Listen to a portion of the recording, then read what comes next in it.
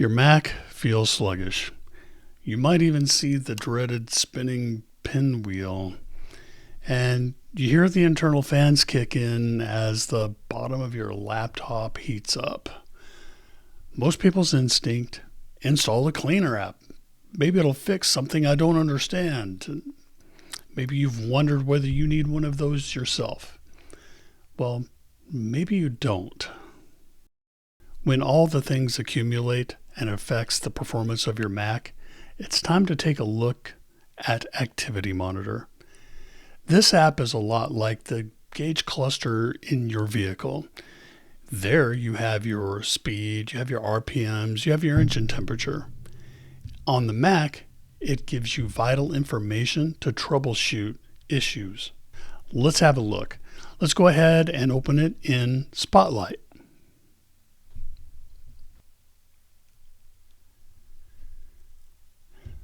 Now, granted, Activity Monitor can look intimidating, but we're going to ignore 95% of it. We'll only focus on CPU, memory, and the energy panels. You don't need to be a hardware engineer to understand what we're going to cover. Now, as we go through things, we're going to examine each tab with my Mac idling and during a fairly intensive video export/render task. So let's start here in the CPU panel. Here it is. What we want to do is sort by percent CPU, and we want to do it in descending order, so make sure that the arrow is pointing downward. And what normal looks like is calm with brief spikes from several running apps and background processes. Your Mac has several CPU cores, by the way, and many people don't realize that CPU percentages can exceed 100% because each core counts separately and is added together. Now, don't worry if your numbers don't look exactly like mine. Every Mac runs different apps. Now let's take a look at the CPU panel under load. What I'm going to do is I'm going to kick off an export in an app called ScreenFlow. Here is the CPU panel during that export. This is healthy CPU usage under load. macOS manages tasks and even allows you to work on other apps during this export task. Now, what does not normal look like?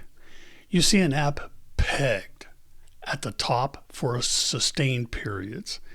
You don't want an app sitting there using huge amounts of CPU for minutes at a time when you know it shouldn't be doing that, especially if you don't recognize the associated app or you didn't initiate an intensive task, like a video export. Okay, now let's go over and take a look at the memory panel. Here is that panel in an idle state. Let's go ahead and sort by memory. Again, get it in descending order. Now notice the memory pressure graph. The graph will show green and yellow and red, and though it should be obvious what those mean, this graph down here matters much more than how many gigabytes are used. Now, some yellow is normal, so don't panic. macOS manages memory aggressively, so keep in mind that macOS intentionally fills unused unified memory because unused memory is wasted memory. It just helps macOS perform better to make your computing experience that much more improved. Now let's take a look at the memory panel under load during that video export. Brief trips in the red during something intensive like this video export aren't necessarily a problem. Sustained red without an intentional task means trouble. If you see it, note that associated app.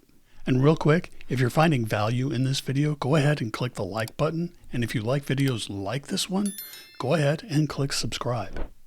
And now let's go over to the energy panel.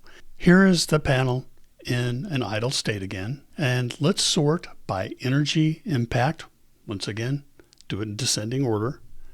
Think of energy impact as Apple's estimate of how demanding an app is on your Mac overall. It basically combines CPU, memory, and background activity.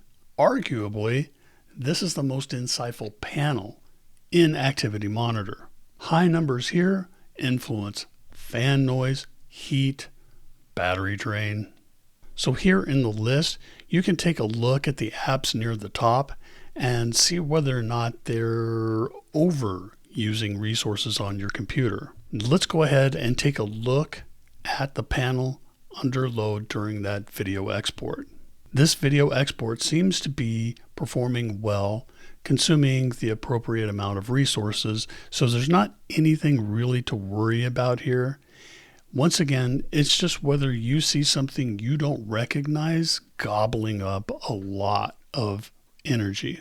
And if you do see an app taking a lot of energy, just make a note of it. Now, if an app is acting up, the first thing you should try is basically close it and reopen it. It could be a runaway process that can be easily eliminated with that restart. Now, if you have a stubborn app, you can also go down to the dock, right-click that dock icon, and then in that menu, if you hold down the Option key, you'll see Quit turns into Force Quit. So if that app is truly hung up, this will have macOS forcibly quit the app. Now, the next thing you can do is check to see if there's a software update. The Mac App Store will let you know if there is an update available. You can also check some software under the name of the app pull-down menu and see if there's a check for updates or a similarly worded entry there. Click that to see if there is, or you can just visit the website and see if anything's available to update. And when all else fails, you can just try restarting your Mac to see if that improves performance. And before we wrap up Activity Monitor, just keep in mind, don't be afraid. You're going to see a lot of names of processes that look intimidating.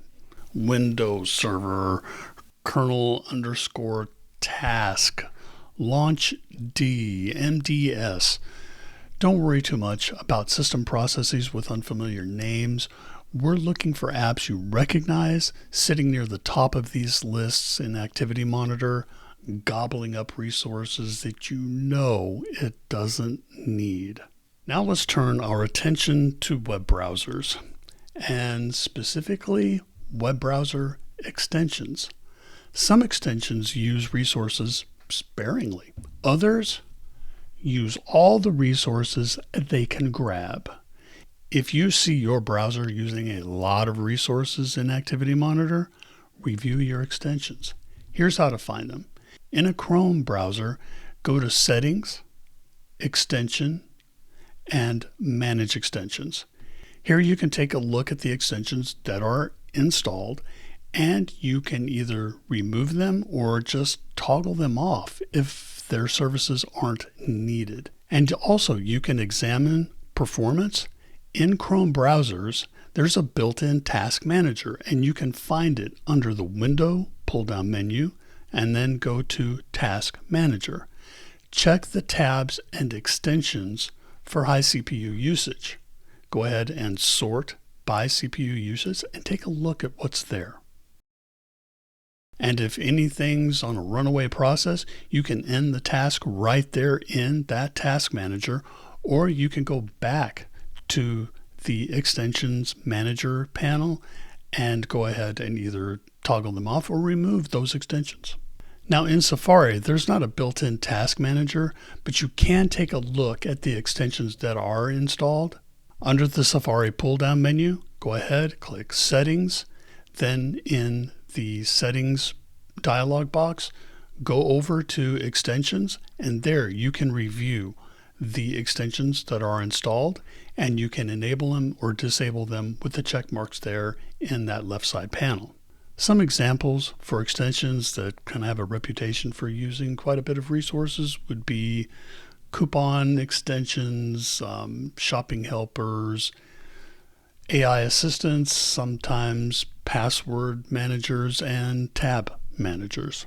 Essentially, any extension that's constantly inspecting in the background the pages you visit can use and abuse your CPU. So now that you know what apps are overusing resources, let's check to see if you can stop them from launching at every boot up. Go to System Settings, General, then Login Items. You can select any of those apps and then click the minus button below to remove them from automatically starting at boot up. Now beneath this part of the panel, you're going to see a list of apps that can use background resources. Here you can toggle any of those off that you know you don't need. And then there's free space on your internal storage. macOS needs working room on your startup disk. It ensures the best computing performance and experience for you. There's no official Apple percentage here, but keeping plenty of free space, around 20% if that's practical, is a good rule of thumb. Now I'm going to mention that some people check storage in their system settings and become alarmed by system data. Now I've covered system data in an earlier video because it's widely misunderstood. You'll find a link in the description to that video. System data gets unfair blame for storage and performance issues. Actually, system data grows when macOS has storage space to optimize performance of your computer. Kind of like memory, unused storage is wasted storage. Now, system data can also shrink when you need that storage space, but it can only shrink so much and still provide the performance the operating system needs. So if your drive is nearly full, eventually you're going to need to move or remove files yourself. All right, anytime your Mac feels slow, make sure you check Activity Monitor for the CPU, your memory pressure, and your energy impact. Quit those runaway apps and disable unneeded startup apps. Most Mac performance problems aren't truly mysterious. Activity Monitor can point you toward the answers. You don't have to understand every process, just a few indicators we covered. And until next time, have fun, stay safe, and keep learning.